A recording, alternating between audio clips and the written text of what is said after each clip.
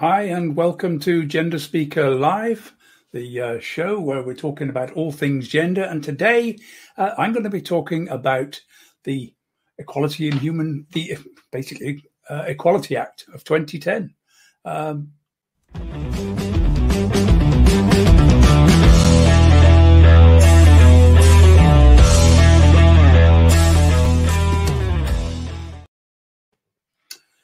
Hi, so let's be looking now. I'm not going to make this all stuffy and all about difficult details on the law.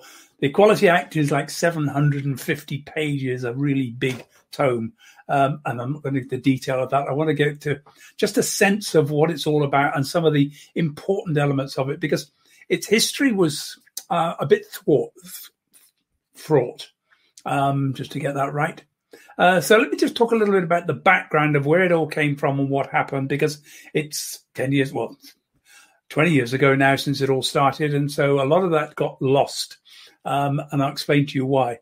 The first part of this whole thing, 1997, Tony Blair brought New Labour into power, and the Equality Act was a huge, big part of their manifesto, bringing about equality, major flagship policy. And this was never going to be a short-term piece of legislation. It was going to take a lot of time because, to be perfectly honest, equality law in the United Kingdom in 1997 was a mess. There were different rules for different strands and all sorts of different pieces of legislation. It was in all sorts of different acts, had little bits in it. If you were a black, disabled, lesbian woman and you were discriminated against in 1997, you would have had a problem. First of all, you had to decide, were you discriminated against because you're a woman? If so, Equal Opportunities Commission. Was it because you were black? Race Relations Board. Was it because you were disabled? Disability Rights Commission. Was it because you were gay? You're screwed. There was no commission for those. So some things were protected, some things weren't protected. Commissions did different things. All of the legislation for each of those different strands was completely different, sometimes conflicting with each other. So it needed to be really, really pulled together. What happened was Labour did some small changes first. As far as I was concerned, the first thing that happened was in 1999, following a European Court of Human Rights. Yes, no, not Court of Human Rights. No, it's European. A European Court of Justice decision. It became illegal to discriminate against somebody in employment on the grounds that they were transgender. So the Sex Discrimination Act was changed so that I could actually not be fired just because I was transgender. Up until that time, it often happened. People came out and that was it, fired straight away. So suddenly you couldn't do that. You couldn't fire, you couldn't refuse to recruit because someone was trans. And then that was very quickly followed by a similar piece of legislation so that you couldn't fire or sack someone just because they came out and they were gay. So those were the first changes. And then the next big change that came along from that was the Equality Act of 2006. Now, this tidied up a few things, but the most important thing that this did was to basically scrap all of the old commissions and create one new big mega commission, the Equality and Human Rights Commission, with a big budget and a big task. Its job was to look at all of the equalities law, research all people, get all the information together and work with the Equalities Office to create this new big Equality Act for 2010. That was the goal. Extensive consultations took place all over the country, and that's where I got involved. I just finished my master's degree, suddenly found that because of the changes in trans law, I was being asked to sit on various committees and get involved in all sorts of aspects of things. And I've always been quite good with law, so I quickly brushed up on what was happening and got out onto the road shows and met Trevor Phillips and talked to things, got involved with the Equality and Human Rights Commission, because they were then in the process now of looking at what kind of support and background and trying to understand, so that they couldn't, for example, at one point they needed to find out the problems facing very elderly trans people, and they just couldn't get a consultation together. But I was able to get a group of very old trans people together in Yorkshire as part of that consultation to give them input into the process of defining the legislation. So all of that then continued, and then finally the Equality Act 2010. Went all the way through, and on April the 7th, 2010, it received royal assent, and we were so, no, we weren't ecstatic, because what happened on that day overshadowed everything, and the Equality Act vanished. Didn't actually not happen. It did go through, but it vanished. And it vanished because Gordon Brown, the then Prime Minister, called a general election, an election which he lost. So by the time we got to May, when the election took place, now we had David Cameron as Prime Minister, backed by the Liberal Democrats. The Labour government, the Conservative Party, never been fans of the Equality Act, battled all the way through to stop many of the changes. They really didn't like it at all. And there was even fear at the beginning that because now we had this change of government, they might scrap it altogether.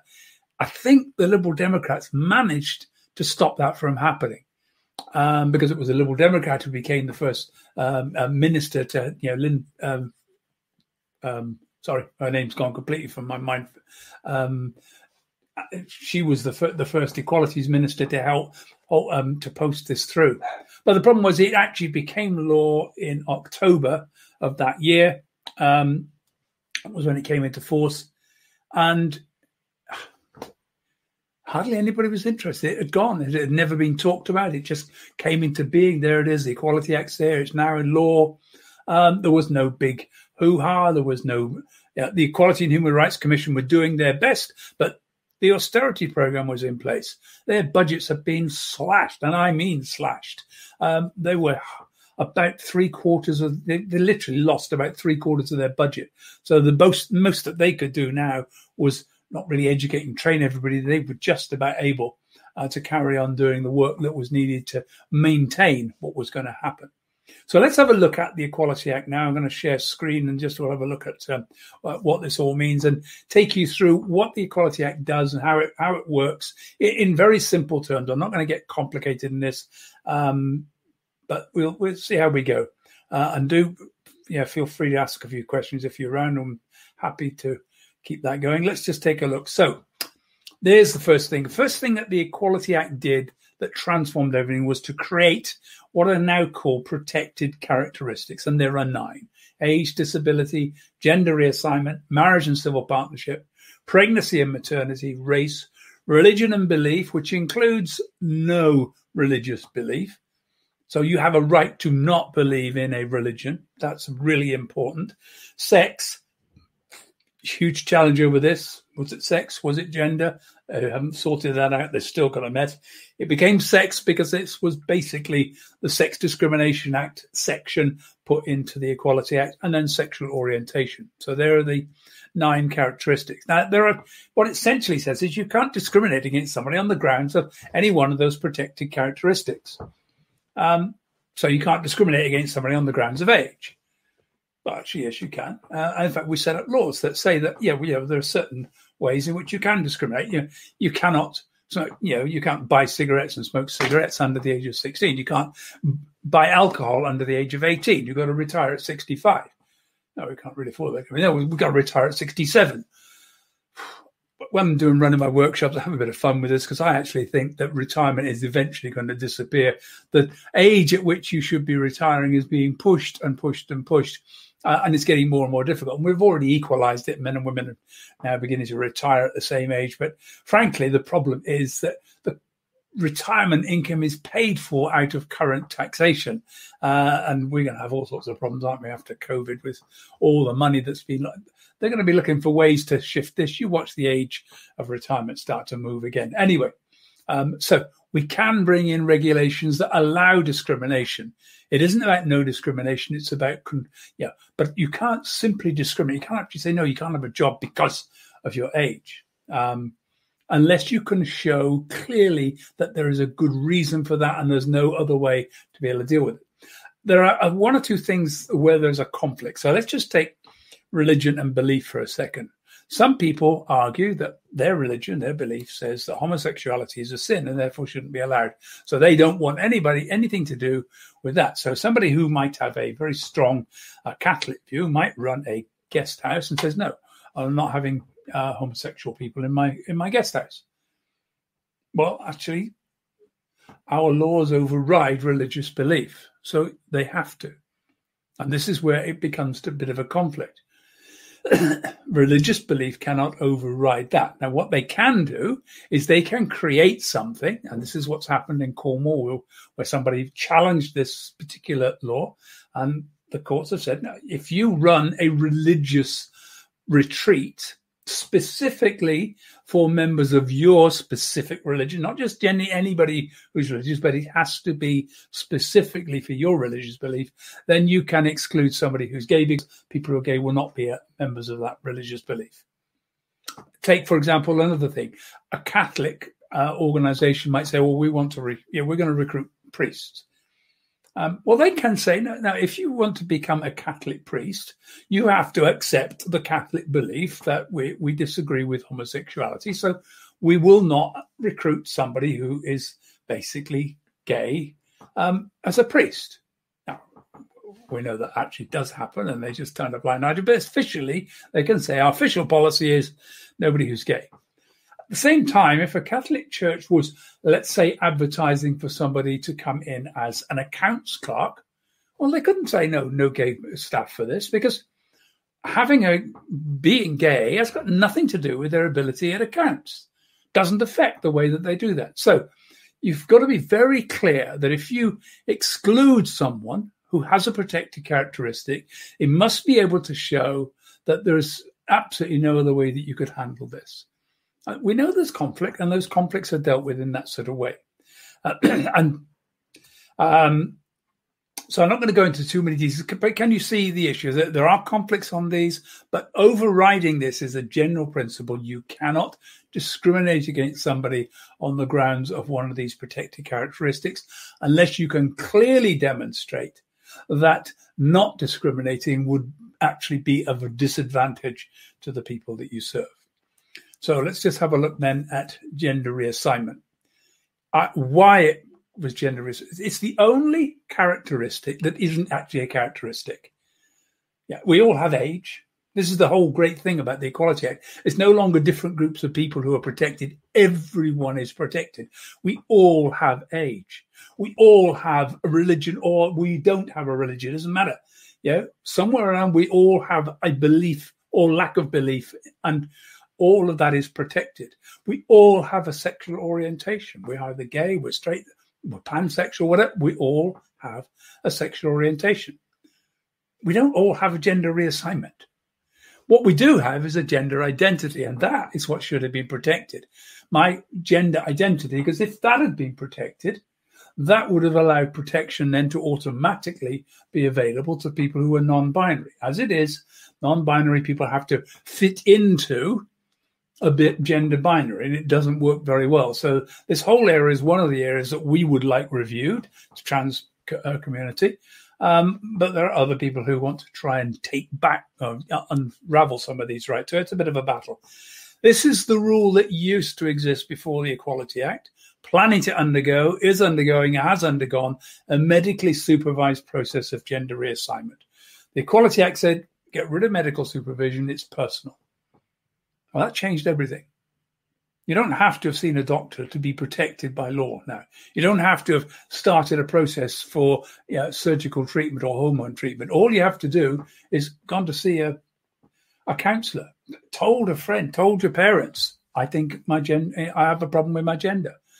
Start cross-dressing. Any of those things demonstrate that you are planning to undergo, are undergoing, or have undergone a process of gender reassignment, because there's no requirement that you complete it, just that you start it.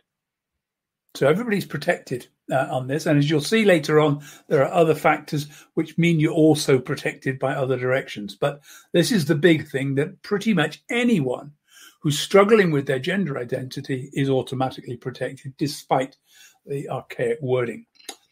So what about discrimination? Well, it's not just straightforward discrimination, so I'll quickly go through these. Direct discrimination is, I remember when I first came to London in the 1960s, I couldn't believe it.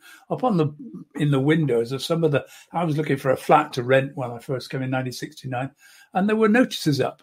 No blacks, no Irish, no dogs.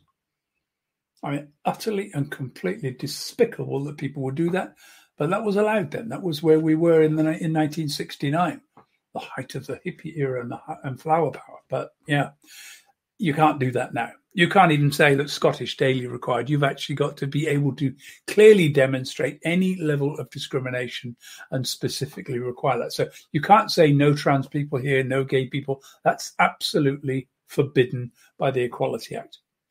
Indirect discrimination is a little more complicated. This is where your organization has set up some general rules that apply to everybody, but because of a protected characteristic, certain groups of people are disadvantaged by that rule. Let me give you a classic example for trans people, because this is what we're dealing with, and I don't want to go into it. The police used to have a requirement for height. Men was at, I think it was 5'9", and women was 5'7", 6, whatever. I can't remember the exact heights, but anyway, there were different heights, a minimum height for men, minimum height for women. Well, trans men came along and said, "Hey, this isn't fair. My average height is going to be the average height of a woman, but because I'm a trans man, I have to comply. I meet the women's height restriction, but I don't meet the men's height restriction." And so the police removed the height restriction because it was discriminatory. Now, the next two are really, really important.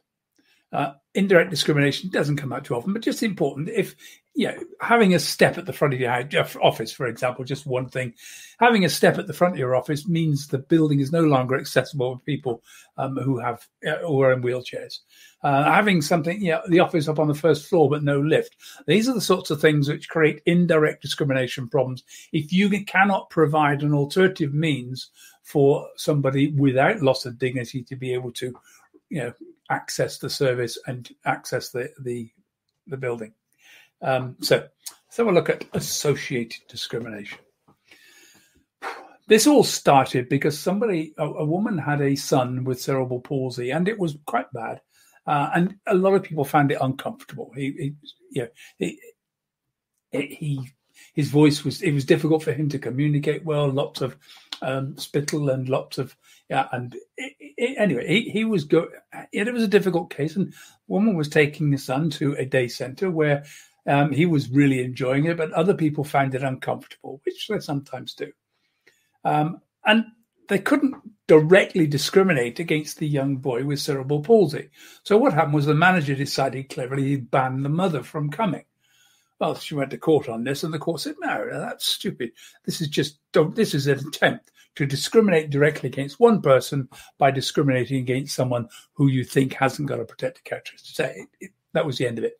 So associated discrimination was now built into this legislation. What it means is, if you associated with someone, so if you and I were going out for a drink and somebody discriminated against you because you were with me, you would have the same rights as if you were trans. Okay? It's as simple as that. Associated discrimination means that a person without that protected characteristic automatically is assumed to have it if they're discriminated against as a result of an association with someone with it. So if I'm with somebody who is black or Asian and we're both discriminated against, I get the same rights that they do. Perceived discrimination is where somebody thinks you have a particular protected characteristic. So I know of some women who are quite big. Yeah, they're 6'2", a little bit masculine looking. And they tell me they quite frequently get people think that they're, or make comments about as if they are transgender. Well, they're not. But if they're discriminated against because somebody thinks they're transgender, then by law they are given the rights as if they were. And basically now they're in a position where they could be treated. There's a story about two men who went out for a night out dressed as schoolgirls, and a bunch of lads decided they were going to have a go and attack them. Now, here's the thing.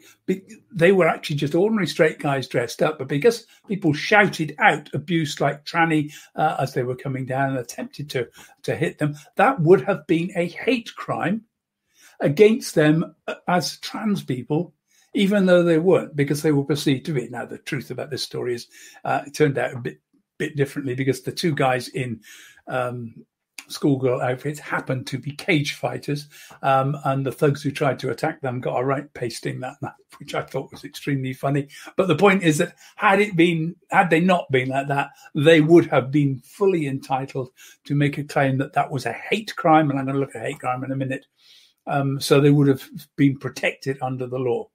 So just to understand that, it doesn't matter if you are, or somebody thinks you are, or you're connected with somebody. Can you now see that what the Equality Act did was, instead of taking these small little groups and now everybody's protected. Potentially everybody could make a claim through gender reassignment, because if I'm out and my kids are discriminated against, they're protected because they're with if they're discriminated against because they're with me. If somebody thinks someone's trans because they just happen to wear, now this affects people who are, for example, non-binary. Somebody who's non-binary who's wearing very, very feminine clothes.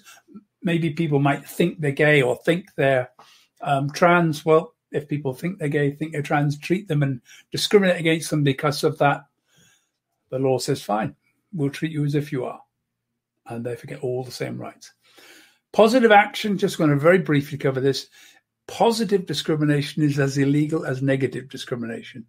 So you can't suddenly say, well, we and this actually happens in a very positive way on organizations. So we don't have much representation in our staff of, say, Muslim, from the Muslim community or from the LGBT community. So we need to recruit more Muslim and LGBT staff.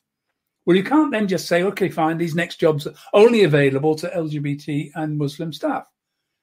You've got to be more careful about this. So what you can do is say, particularly, we would welcome job applications from people who are Muslim or LGBT. When you go through your assessments and interviews, once you've got people who all qualify properly for the job, you can then look at your final list and think, okay, we've got 3 people here that we could employ, all of whom meet the criteria we're looking for.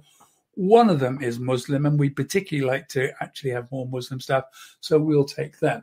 So you can use it as a final selection criteria.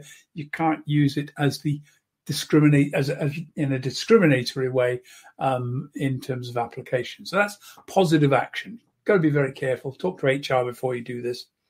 Victimization.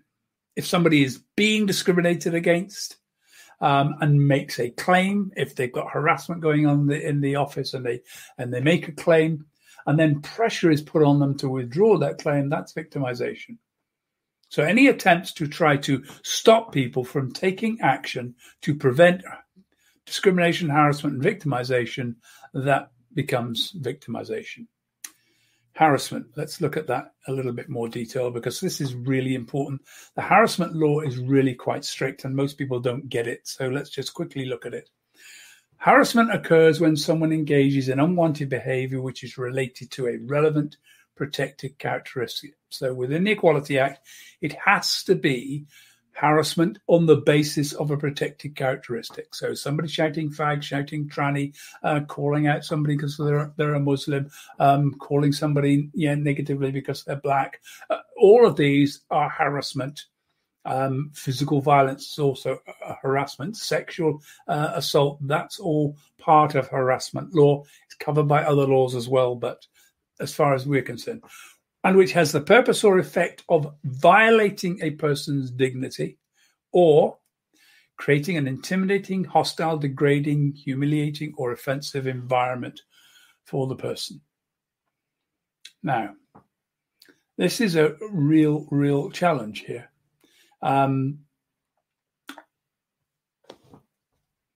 Almost anything you do could create because bear in mind, this is not just about an individual person. If you're sitting in the office and having a bit of a laugh about somebody because they happen to be learning disabled, for example, Down syndrome, and somebody makes a bit of a joke and it's a little bit of a laugh and it just dismisses. If in the office at the same time is someone who has a child or a brother or a sister who is Down syndrome and feels really uncomfortable as a result of those comments, feels that they no longer can be open in the office. They can no longer talk about their sister, brother, child, because they feel that there is a generally negative attitude towards disabled people. If somebody has a partner who is trans, and somebody's talking about a partner who's gay.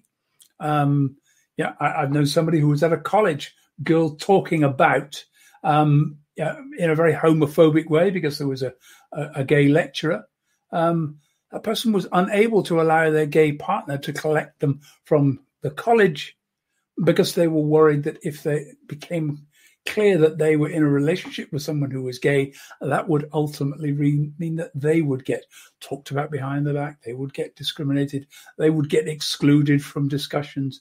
All of those things are about creating an intimidating, hostile, degrading, humiliating, or offensive environment for the person. So can you see that almost anything you do that is negative towards someone who has a protected characteristic in the way that you talk about it, and banter, in jokes around the office, and jokes in the environment, that's going to create an environment which is negative. And that means that what you're doing is harassment. And you can be charged with it. It can be a criminal offence if it involves physical attacks or threats of physical attacks. I think we all have to be very, very careful. It's important to stand up, stop it. If you hear it, block it and stop it. I'll just quickly go on to the protection for harassment. Also is covered by the 1997 Protection from Harassment Act, but that covers everybody, not just people with protected characteristics. So I'm not going to go into more detail about that. I'm just looking at the background. A hate incident is a non-crime incident perceived by the victim or any other person to be motivated by hostility or prejudice based on a person's sexual orientation or on being transgender. So that's a hate incident, calling somebody a name, putting a humorous joke, a poster up on the wall, all sorts of things like that, which actually, issues which are harassment can be considered a hate incident. It's reportable to the police. They want to know. A hate crime is where that incident is actually a criminal offence. So if somebody is threatened, physically attacked, punched, pushed, made to feel, really made to feel under serious threat, a victim of, so any criminal offence which is perceived by the victim or any other person to be motivated by hostility or prejudice based on sexual orientation or transgender, that becomes a hate crime. Now, the important thing about a hate crime is the penalties for the offence are doubled. And, it means it's much more quickly followed up. If you report a hate crime, you will get very, very quick responses to it. I've got more stories I'm going to tell in the future, but for the time being, that's where we're going to finish. Just wanted to finish off by saying mispronouncing, referring to me as Mr. Instead of Ms. Or MX. Using my name that I had before I changed gender, or purposely doing it. And there's some surveys showing that 3 out of every 5 people purposely misgender or dead name people who are transgender. That is considered to be harassment. Keeping on doing it, just accidentally is one thing, but just keeping on doing it over and over again, not available. So, let's get back to me here. I hope that's been useful. I hope you could read that. I didn't realize I have to go off screen before so somebody can see it. Anyway, there we go. That's the introduction to it. Tomorrow, I'm going to be carrying on talking a little bit about the Equality Act, because I want to talk about the public sector equality duty. Now, this is a specific part of the Equality Act, which is where you can actually hold government bodies to account and make them act more fairly. Remember, the foundation behind the Equality Act is creating a fairer society. That's the whole goal. It's not about picking on minorities. It's about making sure people are treated fairly, and everything is judged by that basis. Create an environment where everybody's included, everybody's treated fairly, everybody gets the same deal. So tomorrow, 4 p.m., I shall be talking a little bit more, and we'll be looking on the public sector equality duty, really important part of the Act. And hope you've enjoyed today. I hope it's made a lot of sense. And I hope it wasn't too boring. I know it's all about law. But anyway, see you again tomorrow. Take care.